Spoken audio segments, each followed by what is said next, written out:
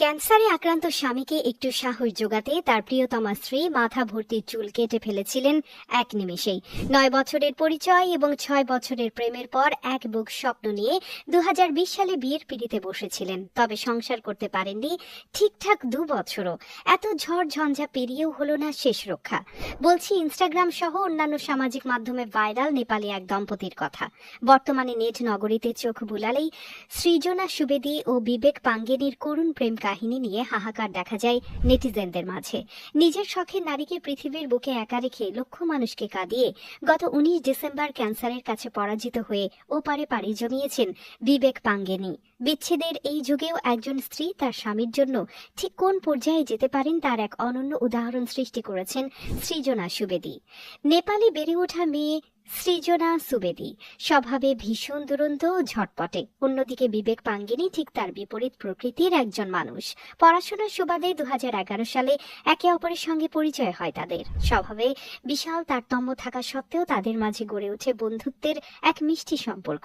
এরপরে 2014 সালে সেই সম্পর্ক রূপ নেয় প্রেমের সম্পর্কে। এরপরে টানা 6 বছর চুটিয়ে প্রেম করার পরে 2020 সালে গাঁটছড়া বাঁধেন এই দম্পতি। বিবেক তার স্ত্রীকে কথা দিয়েছিলেন জীবনের এই দীর্ঘ পথ দুজনে মিলে একসঙ্গে পাড়ি দেবেন।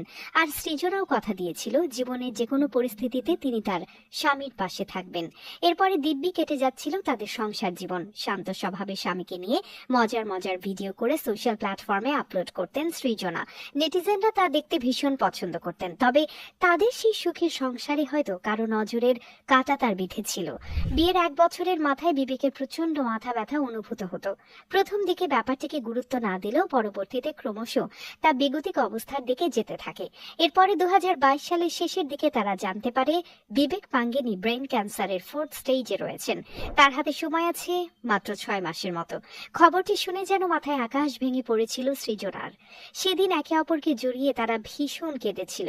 বিবেক পাঙ্গেনি ভেঙে পড়বেন দেখে নিজের মনকে পাথর করে উন্নত মানের চিকিৎসার জন্য স্বামীকে নিয়ে পাড়ি জমান বিদেশে।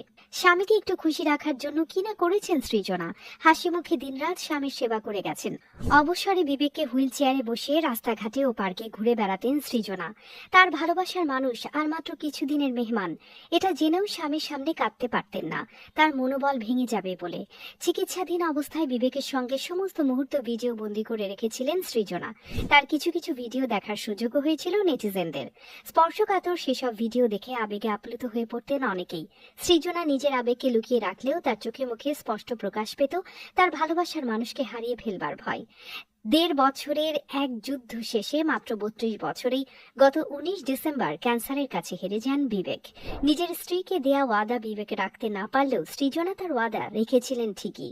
জীবনের সব থেকে কঠিন পরিস্থিতিতেই নিজেকে পাথর করে স্বামীর হাত ধরে রেখেছিলেন একেবারে শক্তভাবে। সৃজনা বিবেকের এই প্রেমের অধ্যায়ের সমাপ্তিতে শুধু সৃজনা একা নন, অশ্রু জলে ভাসছেন কোটি কোটি মানুষ।